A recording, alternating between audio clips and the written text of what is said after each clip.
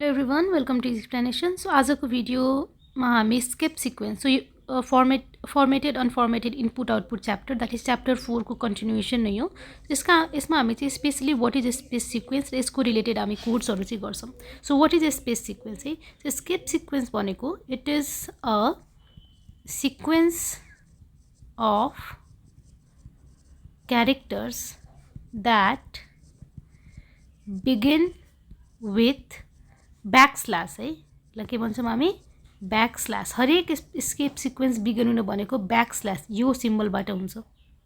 Okay, र यसमा चाहिँ हामी के गर्छौँ त यसलाई हामी स्पेसली युज गर्छौँ स्केप सिक्वेन्सहरूलाई हामीले सर्टेन कुराहरू प्रिन्ट गर्नको लागि आफ्नो अनुसारले कि फर इक्जाम्पल होइन they are numbers of escape sequence है। एउटा भनेको न्यू लाइन हो। यसले के गर्छ त हाम्रो कुनै पनि दिएको इनपुटलाई डिस्प्ले गर्दाखेरि नयाँ लाइनमा डिस्प्ले गर्न पाउँछौँ। स्ल्यास टी भनेको यो चाहिँ होरिजोन्टल ट्याब हो है। यसरी चाहिँ हामीलाई एक स्पेस चाहिँ हामीलाई के गर्छ त यसले ट्याब दिने काम गर्छ र स्पेस दिने काम गर्छ। डबल कोट कुनै पनि कुरालाई हामीले डबल कोट भित्री विदिन डबल कोट प्रिन्ट गर्नु छ भने हामीले स्ल्यास डबल कोट युज गर्न मिल्छ हैन। त्यसरी गरेसँग हामीसँग अर्को भनेको स्ल्यास सिंगल कोट पनि छ हैन। त्यस्तै गरेर हामीसँग एउटा स्ल्यास बी यो भनेको ब्याक स्पेस हो हैन। स्ल्यास भी यो भनेको भर्टिकल ट्याब हो। स्ल्यास 0 यो भनेको नल क्यारेक्टर हो। ओके, सो हामीसँग नम्बर अफ स्पेस सिक्वेन्सहरू छ। सो अहिले म तपाईँलाई चाहिँ न्युमेरिकलमा एउटा के गर्न गइरहेको छु भन्दाखेरि अघि मैले तपाईँलाई जुन क्वेसन सोधेको थिएँ मलाई हेलो प्रिन्ट गर्नु छ हैन, तर विदिन डबल कोड कसरी गर्ने त। ओके, सो लेट्स सी है। So I am going to raise this. एकदमै इम्पोर्टेन्ट चाहिँ यो क्वेसन, यो यत्तिकै भाइभाहरूमा नै सोधिरहेको हुन्छ तपाईँलाई। सो मैले प्रिन्ट एफ गरेँ अनि कतिजनाले के भन्ला भन्दाखेरि म्याम डबल कोटभित्र डबल कोट राखिदिनु होइन नि आउँछ होला। सो डबल कोट मैले राखेँ र हेलो प्रिन्ट गरेँ। ओके, लेट्स सी है। हेलो प्रिन्ट गरेँ। सो लेट्स सी हेलो आएन। ल अब मलाई त्यो hello double quote within double quote चाहियो कि। सो तपाईँले भन्नुहुन्छ म्याम दुईवटा डबल कोट हालिदिनु अनि डबल कोट विदिन आइहाल्छ होइन। लेट्स सी त्यो पनि हेऱ्यौँ मैले गरेर। ओके, नो त्यसरी हामीले गर्न मिल्दैन। डबल कोटमा एरर नै आउँछ है, हाम्रो डबल कोट दुईवटा हाल्न मिलेन। सो हामीसँग के छ त अब we have a tool which is known as के त स्केप सिक्वेन्स। सो मैले के भनेको थिएँ स्केप सिक्वेन्स युज गर्दाखेरि तपाईँलाई कुनै कुरा डबल कोटभित्र प्रिन्ट गर्नु छ भने what we can do is slash अर्कोवाला स्ल्यास हामीलाई चाहिरहेछ यस दिस स्ल्यास है। र यसपछि मैले के हाल्न पाएँ त डबल कोट हाल्न पाएँ। यतापट्टि पनि तपाईँले यतापट्टि आउँदाखेरि फेरि के गर्न मिल्छ त हामी यहाँ चाहिँ ओके स्ल्यास अनि के हाल्न पाए त हामीले अर्को एउटा डबल कोट हाल्न पाएँ। ओके, हेर्नु त। सो अब यो स्ल्यास पछिको जे पनि क्यारेक्टर छ त्यो के हुन्छ एज इट इज प्रिन्ट हुन्छ। So see our answer is double कोटवाला हेलो। फाइन। सो यसरी हामीले स्केप सिक्वेन्सहरू युज गर्न मिल्यो। त्यस्तै गरेर तपाईँले कुनै पनि कुरा न्यू लाइनमा प्रिन्ट गर्नु छ भने तपाईँले यहाँ के दिन सक्नुहुन्छ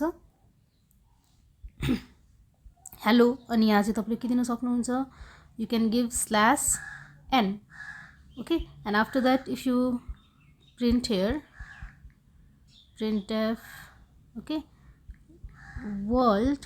ओके, सो हाम्रो केमा आउँछ त यो स्ल्यास सी हेलो अनि न्यू लाइनमा हाम्रो के आयो त वर्ल्ड आयो। ओके, त्यस्तै गरेर तपाईँले ट्याब दिनुभयो अरे सपोज तपाईँले हेलो एन्ड स्ल्यास टी दिनुभयो। ओके, अब हेरौँ सी अघि के आएको थियो न्यू लाइनमा आएको थियो, अब के आइरहेको छ हेलो स्पेस अनि ट्याब आइरहेछ है। फाइन। अब नेक्स्ट कुरा है, अब हामीले स्क्यानएफ युज गरेर हाम्रो फुल नेम चाहिँ प्रिन्ट गर्न मिले थिएन है अघि। सो फर इक्जाम्पल यहाँ हेरौँ है हामी okay printf enter your name. Fine, let's go to scanf and if you try to print your name so के आउँछ हाम्रो double quote percentage s for string again double quote comma and हामीले यहाँ के दिनु पर्यो त नेम हैन।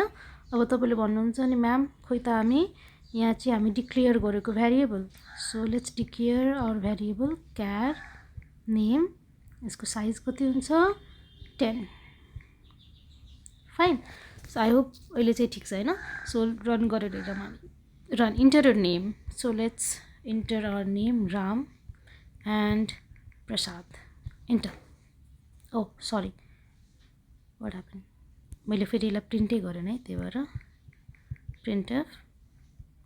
Okay, so name is %s. यहाँबाट आएर हामीले नेम गरिदियो भने अब चाहिँ enter your name, Ram Prasad. Okay, enter. See, name is Ram मात्रै आयो. अब यहाँ के भइरहेछ त हेर्नु है, हामीले यहाँ स्क्यानर गर्दाखेरि यसले के गर्छ त भन्दाखेरि अन्टिल तपाईले चाहिँ कुनै पनि स्पेसहरु इन्टर गर्दिनु भयो भने, लाइक हामीले राम पछि के प्रिन्ट गरिरहेछौं, राम स्पेस प्रसाद गरिरहेछौं नि हैन, हो यसले स्पेस वाला सिक्वेन्स पछि सबै लेटर्सलाई अर वर्ड्सलाई चाहिँ के गर्छ, इग्नोर गर्छ के स्क्यानरले.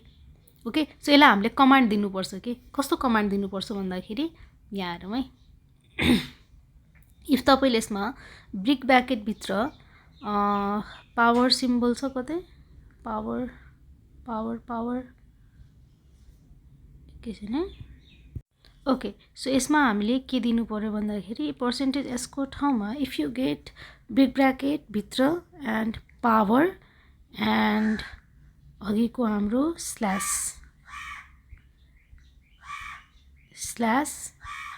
n. Okay, and big bracket close. If हामीले यति दियौं भने यसले के भन्छ भन्दाखेरि यहाँ चाहिँ न्यू लाइन, युजरले न्यू लाइन नट हो यो भनेको, पावर भनेको नट हो है, नट स्ल्यास n भनेपछि युजरले जबसम्म न्यू लाइन इन्टर गर्दैन तबसम्म भएको सबै कुराहरू तिमी रिड गर के. अघि यो केसमा %s मात्र दिँदाखेरि यसले के गर्थ्यो, रिड गर्थ्यो जबसम्म हाम्रो स्पेस आउँदैन थियो. स्पेस आउने बित्तिकै रिड गर्न छोड्दिन्थ्यो. अहिले हामी के भन्न छौं भन्दाखेरि जबसम्म इन्टरले न्यू लाइन थिच्दैन कि, न्यू लाइन भनेको के हो, इन्टर थिच्दैन, तबसम्म सबै कुरालाई रिड गर है. ल अब हेरौँ है हामी. enter your name. So if I write Ram space Prasad, see, so the output is Ram Prasad. भनेपछि तपाईले यसरी स्केप सिक्वेन्सहरु युज गरेर चाहिँ के गर्न सक्नुहुन्छ, आफ्नो धेरै फंक्सन्सहरु चाहिँ यसमा युज गर्न सक्नुहुन्छ है. Fine. So this is all about input and output. I think हाम्रो इनपुट एन्ड आउटपुट पोर्सन चाहिँ सक्यो. अब हामी नेक्स्ट इनपुट एन्ड आउटपुट हाम्रो सक्यो. सो यसमा चाहिँ अलिकति रिभाइज गरिहालौँ. सो यो फंक्सन्सहरु छ हामीसँग.